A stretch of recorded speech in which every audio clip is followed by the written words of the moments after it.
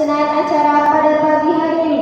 Yang pertama, pembukaan. Yang kedua, pembacaan CV pemateri. Yang ketiga, tausiah yang disampaikan oleh Dr. Syekh Muhammad Al-Sof MA. Yang keempat, diskusi. Yang kelima, dokumentasi. Dan yang terakhir, penutup. Untuk membuka acara pada pagi hari ini, marilah kita bersama-sama memulai dengan bacaan basmalah. Bismillahirrahmanirrahim.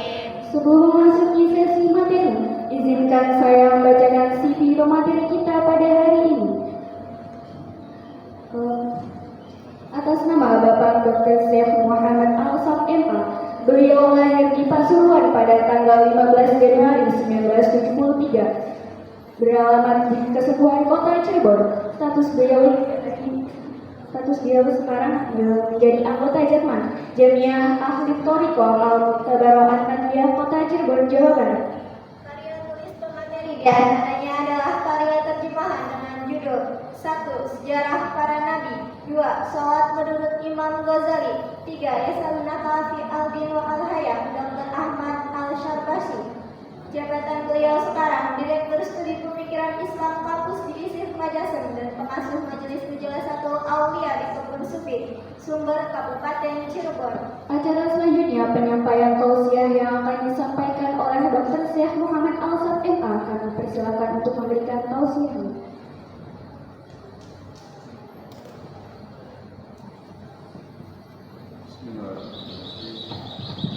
Assalamualaikum warahmatullahi wabarakatuh. Waalaikumsalam warahmatullahi wabarakatuh. Caranya formal banget.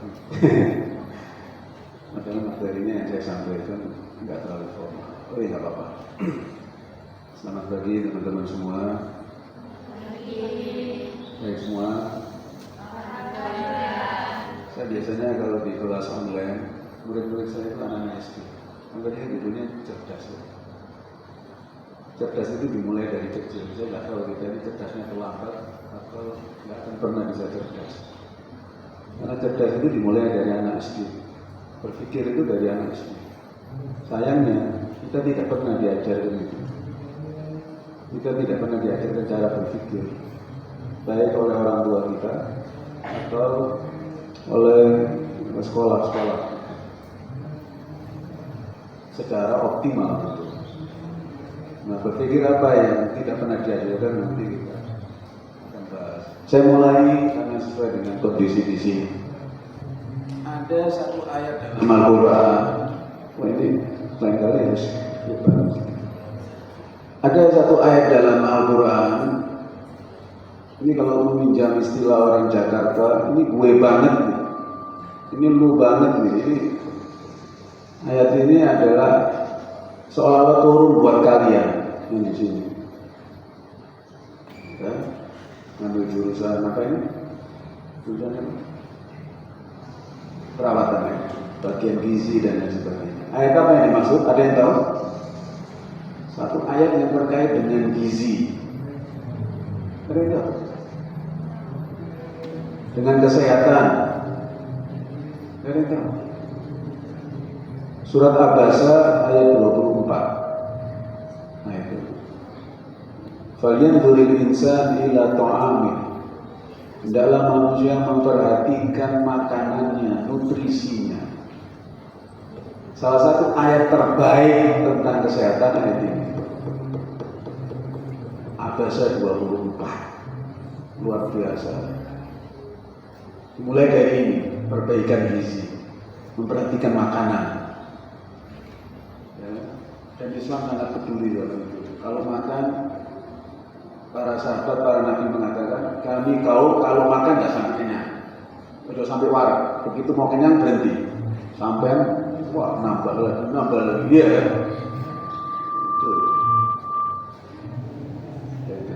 Jadi Islam peduli kepada makanan. Bahkan ada dalam pengobatan, sistem pengobatan kedokteran Islami, pengobatan tradisional yang dikembangkan oleh Bu Ali Sina, Ibnu Sina, salah satu dokter paling hebat dalam sejarah Islam, bahkan dalam sejarah umat manusia. Ibnu Sina, saya Saya isyaratkan saja karena saya nggak bahas. Membagi suhu manusia ini ada 4, ada yang panas, ada yang dingin, ada yang cepat. Nah, nanti sesuai dengan temperamen, sesuai dengan suhu seseorang, makanan itu juga sesuai. Misalnya ini contoh saja, orang Sunda secara umum orang Sunda itu suhu badannya dingin. Kenapa dingin? Karena kebanyakan makan apa? Lalap-lalapan. Lalap-lalapan itu sayur-sayuran itu kebanyakan dingin. Nah, supaya seimbang di badannya apa? Dia harus makan apa? Yang agak sedikit panas. Misalnya apa? Jahe, kurma. Maka itu kita mungkin baru paham kenapa dalam Islam kalau makan ikan sebaiknya diselingi dengan apa? Habis makan ikan. Ikan itu dingin. Dalam pengobatan tradisional Islami, medis Islami, ikan itu masuk kategori dingin, ke badan itu dingin, membuat dingin. Nah, supaya itu seimbang kalau makan ikan dianjurkan setelahnya makan beberapa kurma itu supaya netralisir. Ini Islam peduli tentang ini. Nah, berangkat dari sini yang kedua, perkataan Sayyidina Hasan. Dia bilang apa? Ajibtu liman yatafakkar fi ma'qulihi kaifa la yatafakkar fi ma'qulihi. Orang Arab kalau menyebut sesuatu yang dimakan makul dari kata akala, itu makan. Bahasa Arabnya akala, alif, kaf, dan lam. Tapi kalau akala pakai ain, beda lagi. Secara dohir pengucapan mungkin ada kelihatan mirip tapi beda. Yang satu dengan penekanan, yang satu tidak. Kalau akala dari akal, berpikir. Dia bilang apa Sayyidina Hasan? Saya heran. Orang begitu peduli terhadap makanannya, kulinernya. Nah, ini gimana? Ke kafe itu baru buka, yuk ke mie itu, mie ini. Memburu apa? Pemburu kuliner. Anda pemburu kuliner? Insya Allah. Ya kan? Pemburu kuliner. Oke, no problem. Nikmati, enjoy it. Ya kan? Tidak ada masalah. Sesuai dengan batas, selama halal, oke. Tetapi, nah lanjutannya poinnya di sini. Fala yatafakkar fi ma'quli. Tapi saya begitu peduli, begitu selektif dalam memilih makanan. Tapi dia nggak selektif dalam apa? Dalam apa? Berpikir. Lu mengkonsumsi hoax, ya kan? Hoax lu terima. Lu mengkonsumsi seperti ember, diisi apa aja masuk. Lu nggak sayang otak lu, kata orang Jakarta, ya kan? Itu problemnya. Kenapa itu terjadi? Kita tidak punya sistematika berpikir. Sistematika tadi ya, saya ini ikuti judul tadi ya, tadi temanya apa tadi? Remaja apa? Cerdas ya? Cerdas kenapa? Berakhlak mulia. Saya mau tanya, awali dengan pertanyaan. Mungkinkah kecerdasan dan berakhlak mulia itu tanpa berpikir? Saya mau tanya. Yang depan. Mungkin nggak? Langsung kita ambil dialog. Mungkin nggak orang cerdas dan berakhlak mulia tanpa berpikir? Selesai. Kenapa kebanyakan orang yang tidak cerdas? Berapa persen pengajar yang menggunakan akalnya? Kebanyakan orang berapa persen yang berpikir? Saya mau tanya. Berapa persen? 50% ada? 50% ada? Berapa? Sedikit. Orang-orang yang sukses itu orang yang berpikir. Kebanyakan orang apa? Dogma. Dia ikuti kata orang, kata siapapun. Katanya. Itu problemnya. Dan kebanyakan orang mengikuti kebiasaan. Kalau jam sekian harus bangun, dan ini harus ini makan jam sekian, bla bla bla. Kebiasaan. Dia terkejar oleh kebiasaannya. Dan itu yang tidak sesuai dengan berpikir, tidak sesuai dengan akal. Itu yang saya kritik habis di buku saya baru keluar, menunjukkan versi terbaik. Kenapa anak-anak kita menjadi anak-anak yang biasa? Karena memang dia dicetak untuk menjadi informasi nggak karu-karuan. Melek mata kita nggak bisa ngikuti. Ini berita ini. Itu kalau lihat aktif di Instagram, aktif banyak punya gitu, nggak bisa ngikuti semua. Berapapun waktu itu masih kelihatannya masih kurang. TikTok ini luar biasa informasi terbaru. Bukan satu kendi lagi, ini nyaris tidak terbatas. Tapi anehnya, manusia modern justru mengalami kevakuman diri, mengalami keterasingan diri. Terutama anak-anak muda. Gak jelas tujuan hidupnya. Bahagia itu apa? Bahagia itu pil. Bahagia itu mabuk. Bahagia itu hubungan seksual di luar pranikah itu. Karena dia sudah kehilangan jati diri, identitas dirinya. Ini problem. Tuhan mana? Tuhan, mau sebut Allah, God atau siapapun dia, itu sesuatu yang paling abstrak buat anak-anak, terutama pelajar. Tuhan itu paling apa? Paling abstrak, paling tidak dikenal itu ya Tuhan. Nah, saya awalnya berpikir itu dengan bagaimana cara saya memperkenalkan tentang Tuhan. Dan ini saya praktekkan bersama anak-anak SD. Coba saya mau praktekkan di sini. Bagaimana kita mencoba memahami, mengenal dengan pemahaman kita sendiri. Oke, berpikir yang lain berpikir ya. Coba saya mulai dari sini. Saya tunjuk. Coba kamu pikirkan satu kata tentang Tuhan yang paling mewakili Tuhan. Kamu berpikir ya. Menurut kamu yang satu kata yang paling mewakili Tuhan. Oke, pikirin ya. Satu kata menurut kamu yang paling mewakili Tuhan itu Tuhan banget. Mulai dari kamu sekarang. Nah ini baru kamu saya ajak berpikir satu kata tentang Tuhan. Bagaimana kalau saya katakan dua kata tentang Tuhan, tiga kata tentang Tuhan? Kata yang tidak terbatas tentang Tuhan. Saya tadi mengharapkan ada salah satu kalinya yang diem aja. Kata apapun tidak pernah mewakili Tuhan, ini keren. Tahu nggak? Ketika kamu tadi mengatakan Tuhan sempurna, itu membatasi Tuhan atau tidak? Membatasi. Kesempurnaan kan dalam otakmu kan, dan Tuhan bukan itu. Iya kan? Iya kan? Kamu bayangin Tuhan itu sempurna versi kamu, dan itu bukan Tuhan. Kamu batasi Tuhan. Paham nggak? Nah, ini maksudnya saya contoh saja, saya ajak kamu berpikir.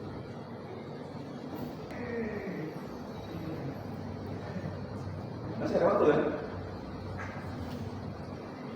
Masih ya? Oke. Nah, ini sudah ada dialognya ya, campur nggak apa-apa.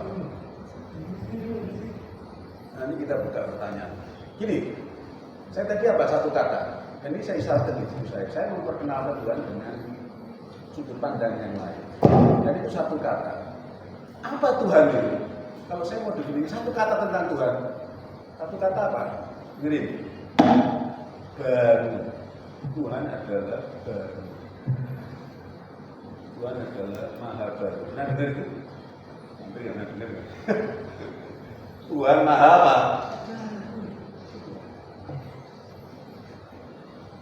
Setiap kebaruan berarti dekat dengan Tuhan. Baru. Ini saya terinspirasi dari ayat apa? Kulla yaumin huwa fi sya'n. Kulla yaumin huwa fi sya'n. Setiap hari Tuhan itu berinovasi. Ada yang baru. Tuhan itu maha kreatif. Ya, orang kalau dekat dengan Tuhan pasti kreatif, pasti inovatif.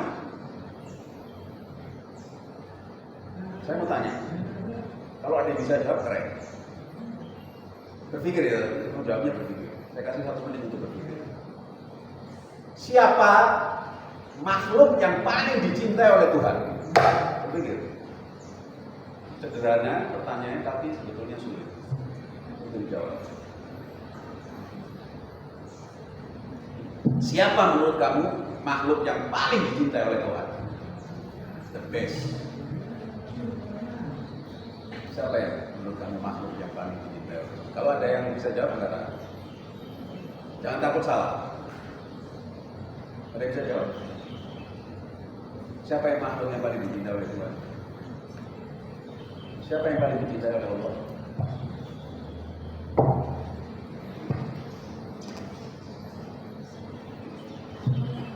Habis itu kita, kalau ada mau diskusi, mau ada pertanyaan, ada yang mau jawab? Nah. Makhluk yang paling dicintai oleh Tuhan itu Rasul Nabi Muhammad SAW. Oke, Rasul itu nggak salah jawabanmu. Tapi kenapa? Kenapa Rasulullah? Apa yang khas dari Rasulullah? Itu. Jadi jangan nanti karena Nabi aja. Dia kan Nabi. Ada kriterianya. Ada sifatnya, ada karakternya. Kalau karakter berarti terbuka untuk setiap orang.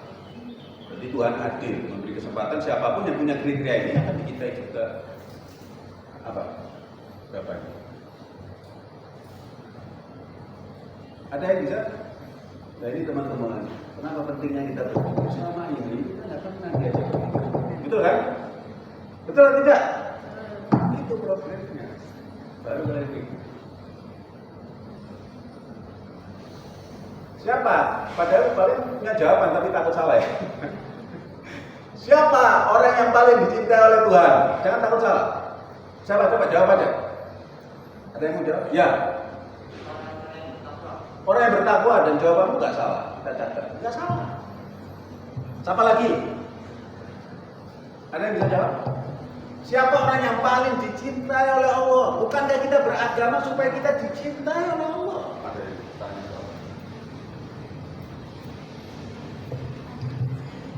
Atau memberikan tanggapan atau silakan sesuai dengan ketersediaan waktu.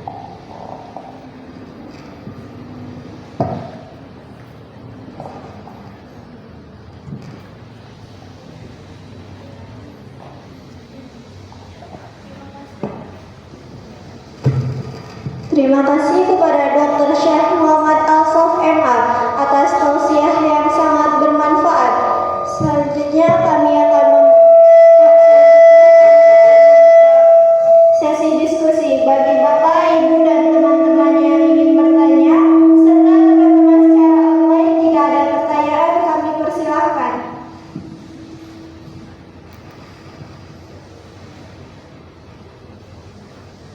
Baik, untuk para hadirin yang ada di sini boleh mengangkat tangannya ya apabila ingin bertanya, dan untuk yang di Zoom boleh menggunakan fitur raise hand-nya ya.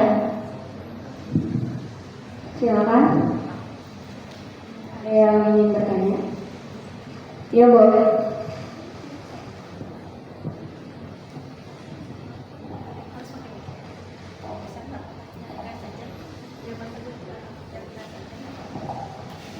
Ya, langsung aja. Assalamualaikum warahmatullahi wabarakatuh. Waalaikumsalam. Izin Chef, perkenalkan nama saya Devani Pratiwi dari Prodi Media Keperawatan. Izin bertanya terkait yang tadi disampaikan mengenai berpikir ya. Kalau hakikatnya manusia kan pasti memiliki sifat kebebasannya, ya. Yang mana kita berpikir juga berpikir secara bebas. Akan tetapi yang saya tahu dari yang saya tahu berpikir bebas itu biasanya kan dimiliki oleh seorang filsuf ya. Yang mana seorang filsuf itu kebanyakan yang saya tahu keluar dari akidah yang telah diajarkan seperti itu. Apakah seharusnya berpikir yang dimiliki oleh manusia itu memang harus dibatasi atau memang diperbolehkan bebas, akan tetapi ada batasan-batasan tertentu yang harus kita ikuti seperti itu. Terima kasih.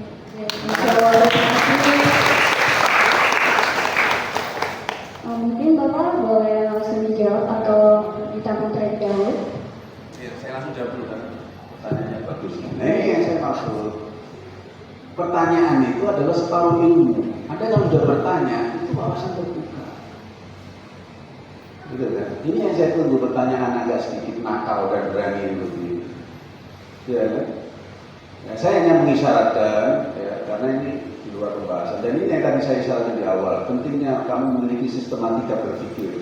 Ini ketika saya ngajar di kampus-kampus, ketika saya ngajar mata kuliah apapun, saya selalu menyampaikan dan saya diskusikan apa? Kamu perlu nggak namanya sistematika berpikir dalam agama? Saya kasih isyarat saja ya, karena ini pembahasan. Saya kasih pengantar saja begini. Kamu lihat alam ini teratur atau tidak? Sistematis atau tidak? Alam sistematis atau tidak? Nih kamu calon-calon perawat dan kamu adalah sebetulnya calon-calon dokter juga. Nih, dalam organ kita ini Tuhan menciptakan sistematis atau tidak? Luar biasa. Wa fi anfusikum afala tubsirun kata Al-Quran. Dalam dirimu kamu pikirin. Ini sebuah pabrik besar dalam diri kita dan nyaris tidak terdengar. Ya kan?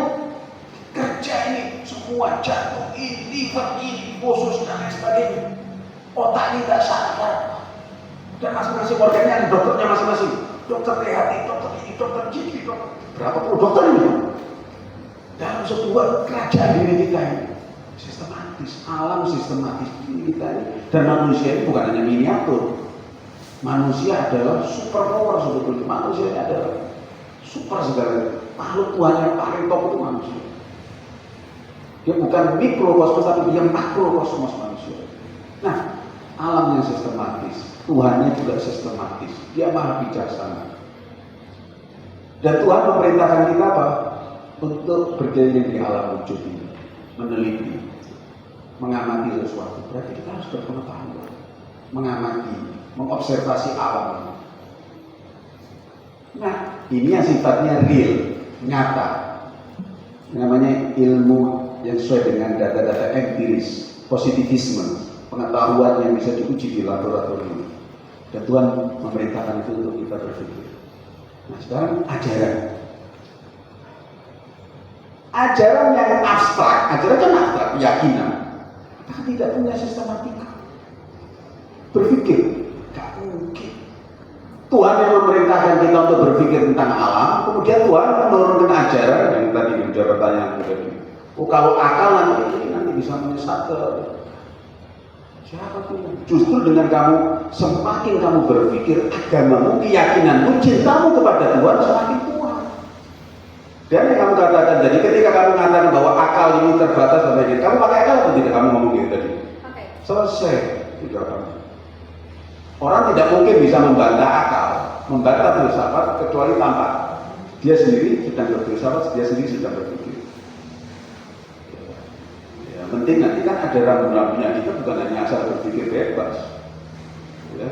Dan akal juga tahu batasannya di sini. Saya nggak mampu berpikir tentang ini, tentang alam gaib, akal nggak akan bisa masuk. Dan akal tahu batasannya. Justru, ya, ini ada pemahaman yang salah ketika agama dianggap bertentangan dengan akal. Islam tidak punya problem itu. Kamu baca sejarah masa peradaban, masa pertengahan, masa Renaissance, ya, masa yang itu. Mereka mengalami itu pertentangan antara agama dan sains. Tapi Islam tidak pernah nangkep-nangkepin ilmuwannya. Apa yang terjadi pada Galileo ya, beberapa ilmuwan yang ditangkap dan sebagainya itu karena dianggap dalam tanda kutip mengganggu kenyamanan agama. Dalam Islam tidak ada problem itu. Bahkan Islam mengajak kita untuk berpikir. La'allakum ta'qilun, la'allakum tatafakkarun. Nah, ketika kamu menggunakan akalmu secara benar, agamamu akan semakin kuat. Itu saja saudara-saudara. Ya.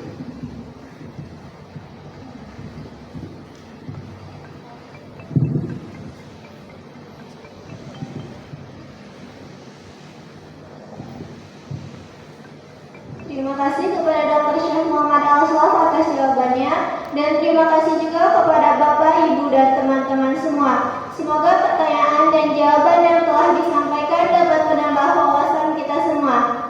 Baik, sebelum kita menutup acara, mari kita bagikan momen ini dengan sesi dokumentasi. Kepada tim dokumentasi, kami persilakan untuk mengambil foto. Untuk peserta online, kami angkat kamera, serta peserta offline dimohon menyesuaikan posisi.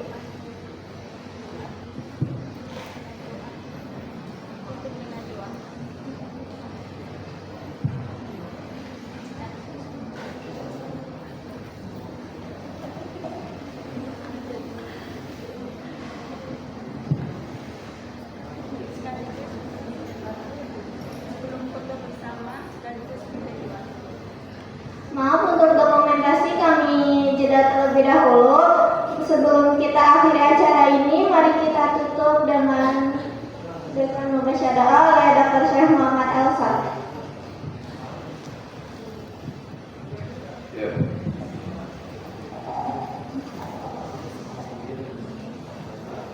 Teman-teman sebelum saya bacakan doa singkat, saya ingin menyampaikan closing statement.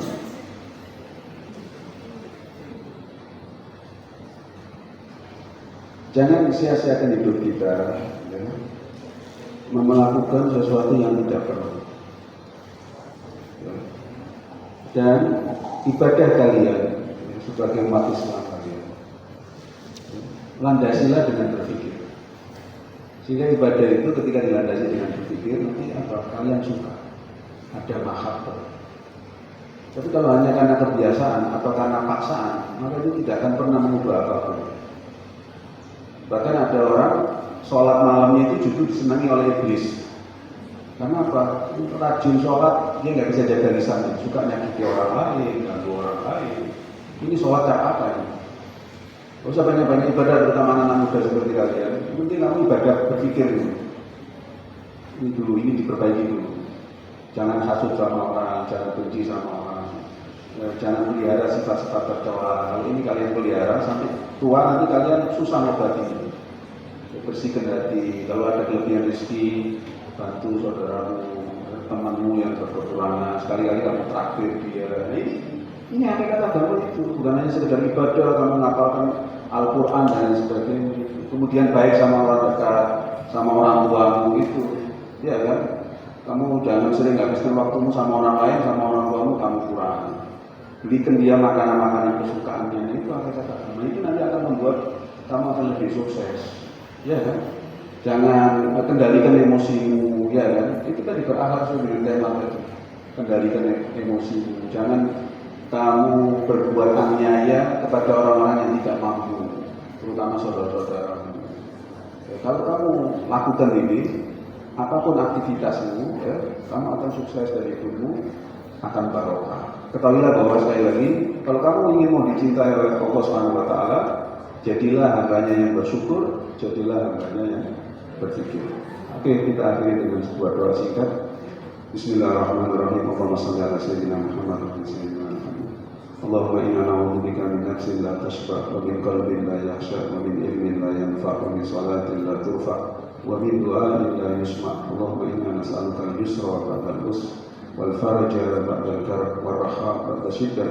Allahumma ma bina min ni'matin fa minka la ilaha illa anta nastaghfiruka wa natubu ilaik. Hasbunallahu wa ni'mal wakeel, ni'mal maula wa ni'mal nasir. ولا حول ولا قوة إلا بالله العلي العظيم. سبحان ربك رب العزة عما يصفون وسلام على المرسلين والحمد لله رب العالمين وصلى الله على خير خلق محمد وآل الطيبين الطاهرين وأصحابه الخيرين الفاضلين ومن تبعهم بإحسان إلى يوم الدين والحمد لله رب العالمين والسلام عليكم ورحمة الله وبركاته. بسر الفاتحة.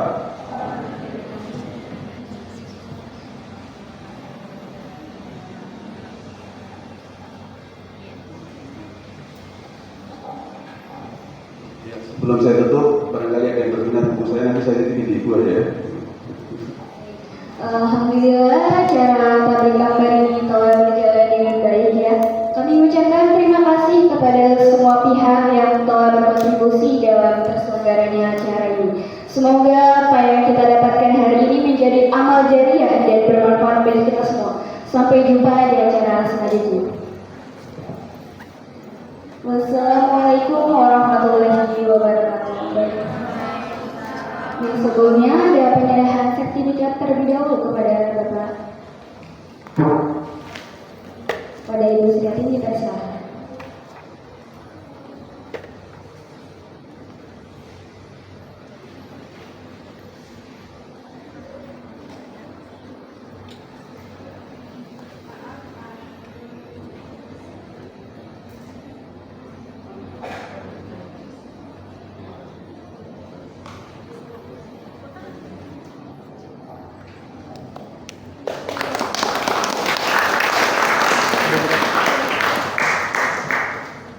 Baik, kita abadikan momen ini ya dengan sesi dokumentasi.